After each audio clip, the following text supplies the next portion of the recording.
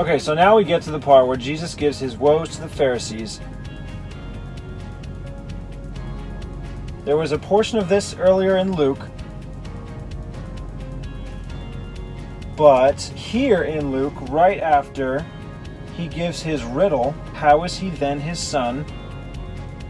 Next verse is, then in the audience of all the people he said to his disciples, beware of the scribes, which desire to walk in long robes, and love greetings in the markets, and the highest seats in the synagogues, and the chief rooms at feasts, which devour widows' houses, and for a show make long prayers. The same shall receive greater damnation. So he's speaking about scribes. But here in Matthew, he says, then spoke Jesus to the multitude and to his disciples, saying, the scribes and the Pharisees sit in Moses' seat. He gives a speech about obeying Moses and love the uppermost rooms at feasts and the chief rooms in the synagogues and greetings in the markets, on and on. So Matthew, it adds Pharisees to this, and that's how I've always remembered it, the woes to the Pharisees. In Mark, it also only mentions scribes, and the common people heard him gladly, and he said to them in his doctrine, beware of the scribes, which love to go in long clothing and love salutations in the marketplaces, and the chief seats in the synagogues, and the uppermost rooms at feasts, which devour widows' houses, and for a pretense make long prayers. These shall receive greater damnation. In Luke, chapter 11, woe to you Pharisees, for you love the uppermost seats in synagogues and greetings in the markets. So that verse right there is almost exactly the same to what was in Luke 20.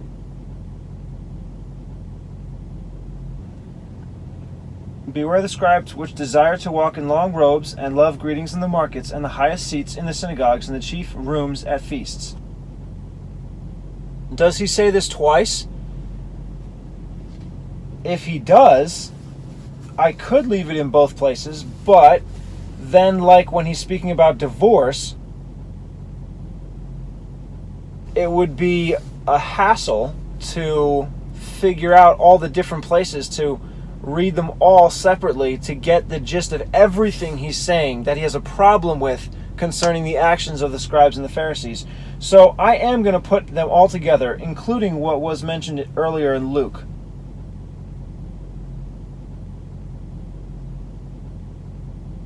In Luke it says, then in the audience of all the people, he said to his disciples. So he's still in public. All the people are going to hear him, but specifically he's speaking to the disciples. Matthew says, then spoke Jesus to the multitude and to his disciples. So I guess that's okay. Mark says, and the common people heard him gladly. The common people, I guess that would be the audience, the multitude in Matthew. And he said to them in his doctrine. So how to begin?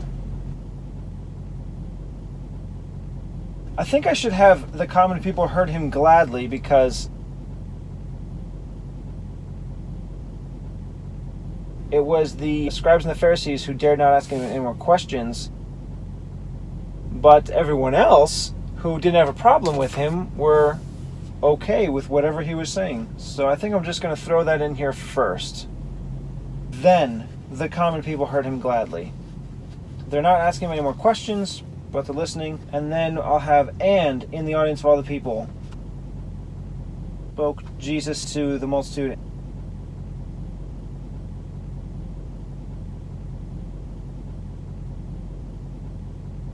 Since I'm not using then at the beginning, I'm using and.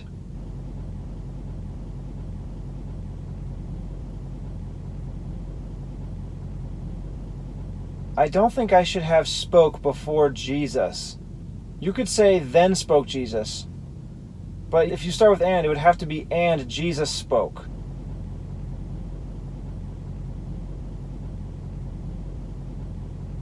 So I'm going to do that. I'm going to switch spoke and Jesus. And in the audience of all the people, Jesus spoke to the multitude.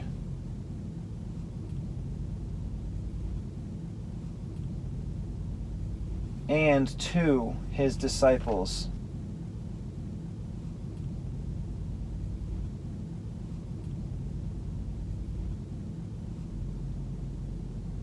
he said in his doctrine.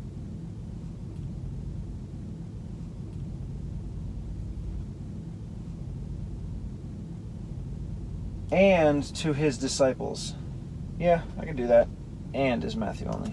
To his disciples. Matthew and Luke. In his doctrine from Mark.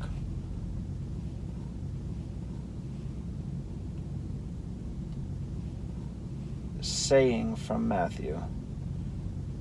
Now, this next statement Jesus makes is utterly confusing based on everything else that Jesus has been saying. He's about to go into the woes of the Pharisees. He's condemning them for their takanot, for telling people to keep these extremely difficult and strict rules on the Sabbath, how to keep the Sabbath, and a bunch of other stuff added on top of the law of God. I mentioned that a while ago, but this is what Jesus says. The scribes and the Pharisees sit in Moses' seat. All therefore whatsoever they bid you observe, that observe and do. Really?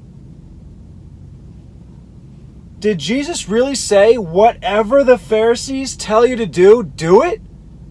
Because he hasn't been saying anything like that up until now. He has gone out of his way to upset them by breaking the Sabbath. Plucking grain on the Sabbath, rolling them in their hands to eat. And he gives the example of David, how he had taken of the holy bread. He pretty much just violated the Sabbath in their eyes. What else did he do? He healed on the Sabbath repeatedly, and they said, you can't work on the Sabbath. And he's like, this isn't work. This is helping people. Even though they hated it, he kept on doing it. What else did he do? When he healed the blind man, he spit on the ground, made mud. He made mud. You created mud on the Sabbath. God didn't create on the Sabbath, so we can't create. That was one of their rules. He broke that. He put that on his eyes. Apparently that's another rule that he broke. Watch the Jonah Code with Michael Rood. He goes into how he broke like 3 different rules by that one miracle, healing the man born blind. He put the spit on his eyes, which was a violation. He told him to walk to the pool of Siloam, which was longer than a Sabbath day's journey, which they made up. But again, he's just violating all their added rules. There's no way Jesus is actually saying here, whatever they tell you to do, do it. Because he's not doing that. So that's where this book comes in. You can see it. It's called The Hebrew Yeshua versus the Greek Jesus. Written by Nehemiah Gordon. He is an associate of Michael Rood. The story goes that Michael Rood was reading this passage and he's like, this doesn't make sense. It can't be. He went to this guy who is a Karaite Jew, not Messianic, but he agrees that there's no way, based on whatever else Jesus has been saying, that he actually made this statement. He said, whatever the Pharisees do, obey. So, this book goes into how he found, Shem Tov's Aramaic or Hebrew Gospel of Matthew. And that's where I got the information that there was a Hebrew Matthew. Shem Tov's Hebrew Matthew is not a translation from the Greek. One of the many findings is that the word here, they, is not correct.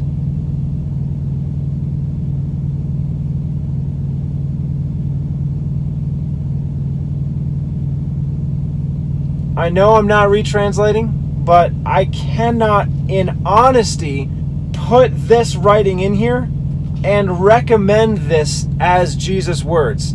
I can't, because there's no way Jesus is actually telling everyone, obey the Pharisees in whatever they tell you to do. All therefore whatsoever they bid you observe, that observe and do. But what it actually says in Shem Tov's Hebrew Matthew, all therefore whatsoever he bid you observe, that observe and do. Who's he? He had just mentioned Moses.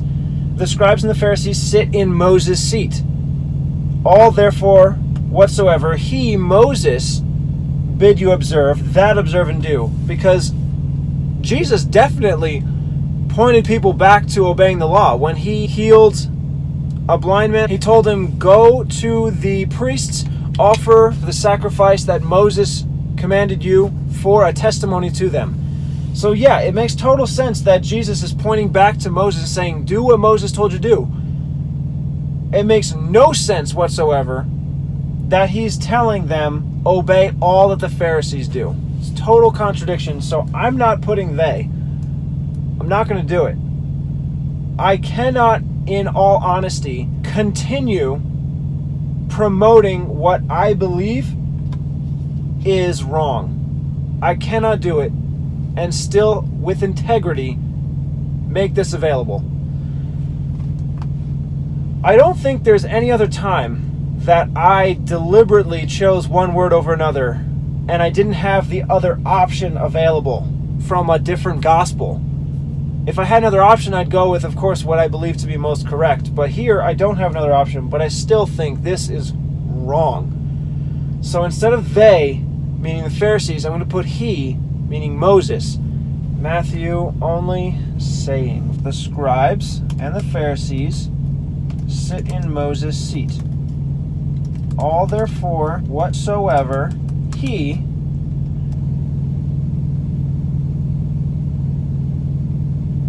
bid you observe, that observe and do. I am willing to lose a whole bunch of support based on this one word change. I'm willing. Because I cannot believe Jesus, after all of his previous actions, is now going back on his own word and his own doings, his own deeds, and saying, you need to obey them, but I'm not going to obey them. There's no way I can have trust in Jesus if that's what he's actually saying versus what he's doing. I can't do it. So, I'm just going on. But do not you after their works, for they say and do not.